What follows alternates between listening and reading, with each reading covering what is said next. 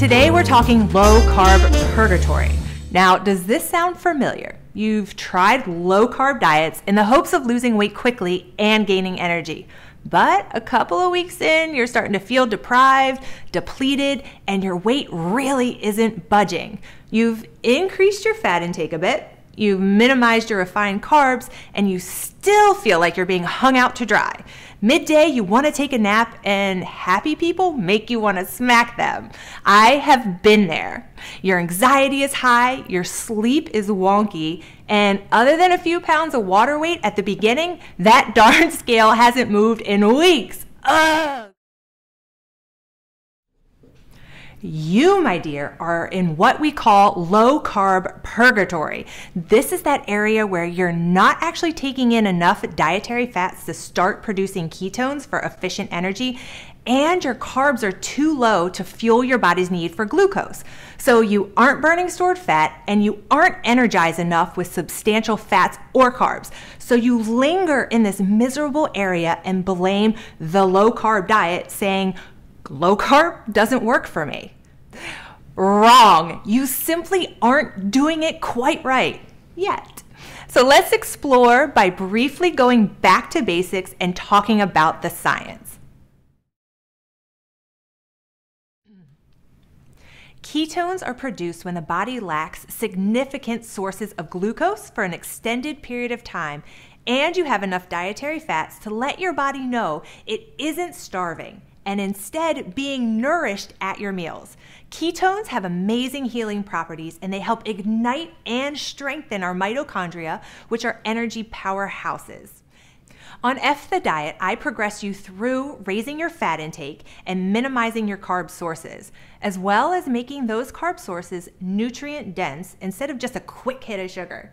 As women, we have extremely delicate and intricate hormonal responses.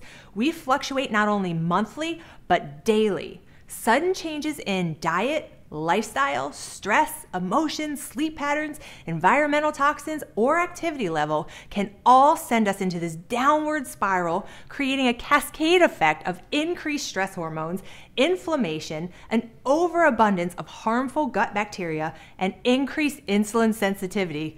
Yeesh!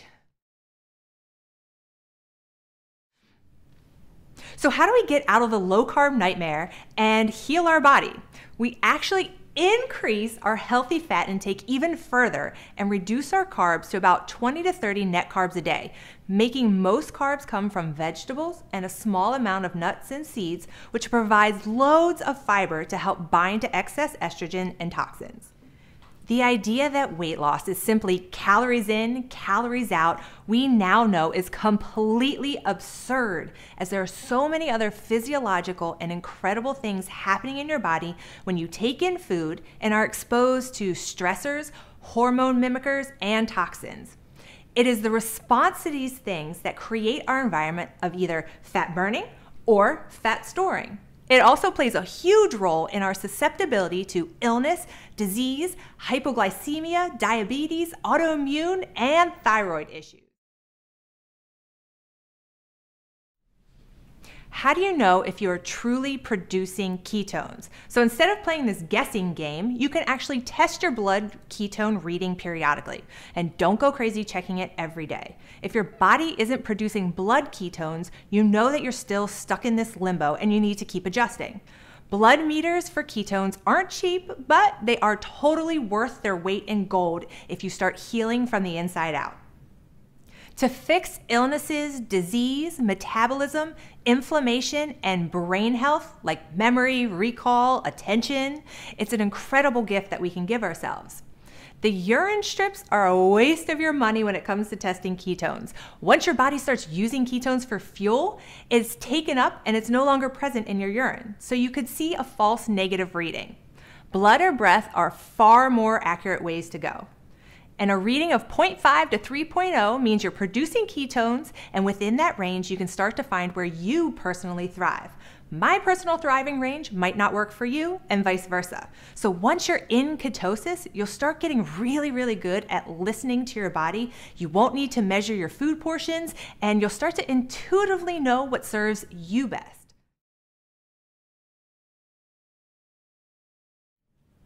Now, what if your carb intake is already about 60 to 80% of your caloric intake, your calories aren't super restrictive, and your carbs are around 20 net grams per day, and you still aren't in ketosis?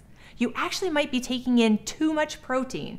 Did you know that excess protein, more than your body can handle in one sitting, can cause an insulin spike as it converts to sugar for fat storage? So scaling back on your protein portions just a tad might really help push you into ketosis.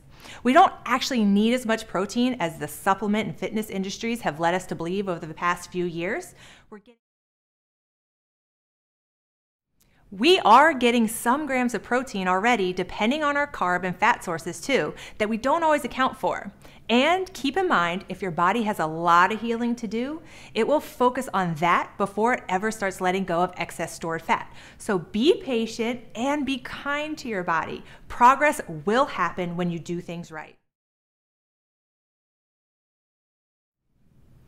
Okay, let's recap getting yourself out of low carb purgatory. First, don't stress over getting too many calories. It's absurd to deprive your body, ladies. Stop doing it.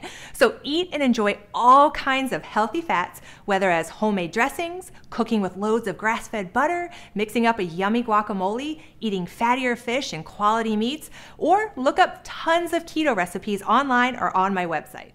Second, keep your net carbs between 20 to 30 grams for now. You might find as your body heals, you can stay in ketosis with a few more carbs than that, but for now, focus on the healing properties of creating ketones within your body. Third, chill out. Get your stress levels under control or you'll be battling the damaging effects of high cortisol levels and you'll never get rid of that layer of belly fat. Fourth, watch your protein portions and possibly scale back a little. My fifth tip is choose higher fiber, wholesome, nutrient-dense carb sources instead of refined and processed ones. Sixth, test for blood or breath ketones to see where you truly are and find your own sweet spot. And finally, ladies, if you need a treat once in a while to feel normal or to make you feel like this is something that you can stick with, do it and just don't beat yourself up after it.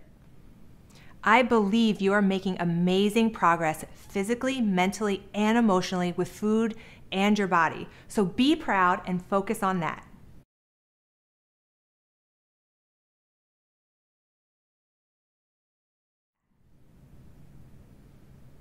Is that it? There's money, honey. Oh. Focus on healing properties of Really happy people make you want to smack them. I have been there. Okay. You're starting to do that all over again. Why? Is that bad? Yeah. Trying to keep it G. It was close to that. Why is my husband a comedian? It keeps me in check. Scratch that. It's a joke. All right, let's roll. Take 472. Going. All right.